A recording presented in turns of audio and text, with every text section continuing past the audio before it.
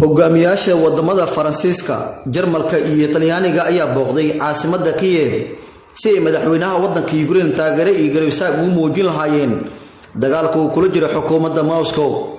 Safarkan ayaa noqonaya kii ugu horeeyay ee madaxda saddexda dal ee ugu dhaqaalaha badan midowga Yurub ayagoo si weyn u muujinaya taageerada Yurub ee Ukraine.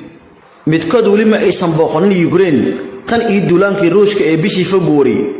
hogaamiyaasha Jarmalka iyo Faransiiska ayaa si weyn ugu dhaleeceeyay wadamadooda in aysan booqanin wadanka ay dagaaladu aafeeyeen mar hore.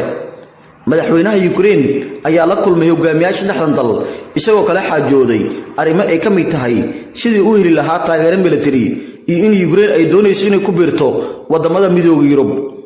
madaxweynaha Faransiiska Macron ayaa sheegay in waqtigan la joogo loo baahan yahay sidii loo caawin lahaa dawladda iyo shacabka Ukraine kuwaas oo si geesinimo leh isaga difaacay duulaanka qaawan ee Ruushka uu ku soo qaaday. isagoo hadalkaasi ka sheegay markii uu booqday saldhigga NATO ee dalka Romania Arbacadii, halkaas oo 500 oo askari oo Faransiis la geeyay oo kula kulmayay.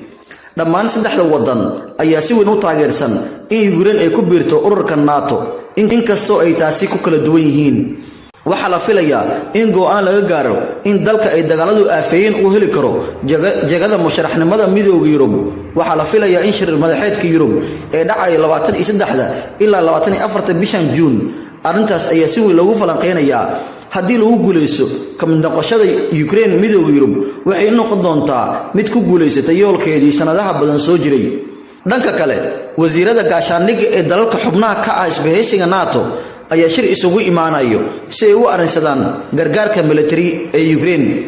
dowladtuskii ugu weynaa ee ka dambeeyay xilligii dagaalkii qaboobaa ayay wadamadan ku jiro NATO ka wadaan meel u dhow Ruushka. mas'uuliyiinta NATO ayaa sheegay inay ku howlan yihiin qaadida ka ciyaarka military ee ugu weyn ay sameeyaan kadib dagaalkii qaboobaa. ilaa 50 diyaaradood oo ay leeyihiin wadamada xulafada la ah ayaa isugu tagay difaaca hawada ee bariga Yurub. arrintan ayaa lagu tilmaamay mid mug weyn leh. dadka qaranna waxay sheegayaan in taariikhdii hore aan laga soo xil meel aad u xun marayso xiisada u dhaxaysa Ruushka iyo NATO. muuqaal laga soo duubay gaashaanbuurta uu hogaaminayo Mareykanka ee dowladtuska sameynayay ayaa lagu arkay duuliye u dhashay wadanka Czech oo la yiraahdo Michael Danek kaas oo muuqda inuu yahay atoore film jilaya, laakiin tani waa xaalad dhab ah oo ka fog film jilinta. dowladtuskan military ayaa noqday mid lama filaan ah.